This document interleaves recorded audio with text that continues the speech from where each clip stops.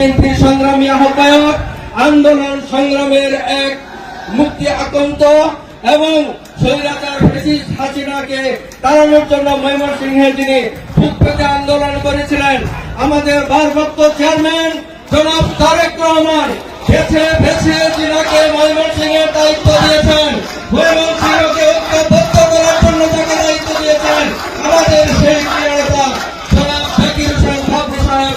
এখন আপনাদের উদ্দেশ্যে দিক নির্দেশনামূলক বক্তব্য রাখবেন।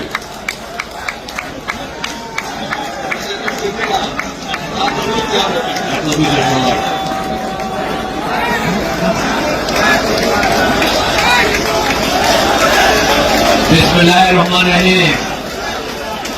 প্রিয় স্লোগান ভাইরা, আমরা বিএনপি লোকরা একটা স্লোগান দেওয়া শুরু করলে খালি দিতেই থাকি, এটা কিন্তু নিয়ম না। স্লোগান এক দুইবার দিয়ে থাইলো যেতে হয়। এখানে বক্তৃতা চলতেছে, এই শ্রমিক ভাইরা স্লোগান থামান, স্লোগান থামান, স্লোগান থামান। এমনি বৃষ্টি পড়ছে, আবার প্রখর রোদ উঠছে। অনেক লম্বা সময় কথা বললে যারা এখানে বক্তব্য শুনতে আসছেন তারাই অধৈর্য হবেন।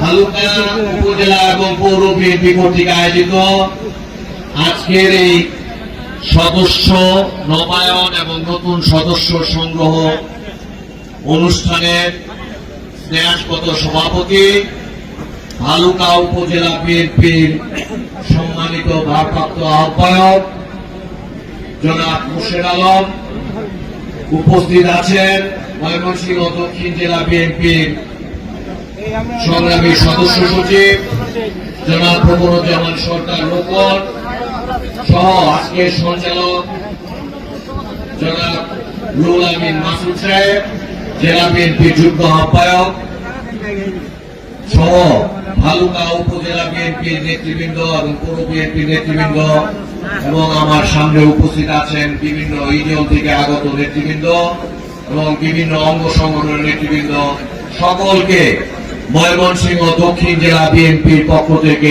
সংগ্রামী শুভেচ্ছা অভিনন্দন জানাই।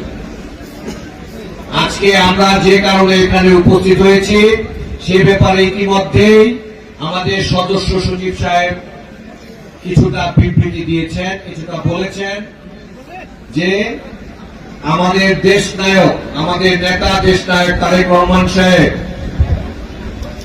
কিছুদিন পূর্বে ঘোষণা দিয়েছেন সারা বাংলাদেশে বিএনপি সদস্য নবায়ন এবং সংগ্রহ অভিযান করবে।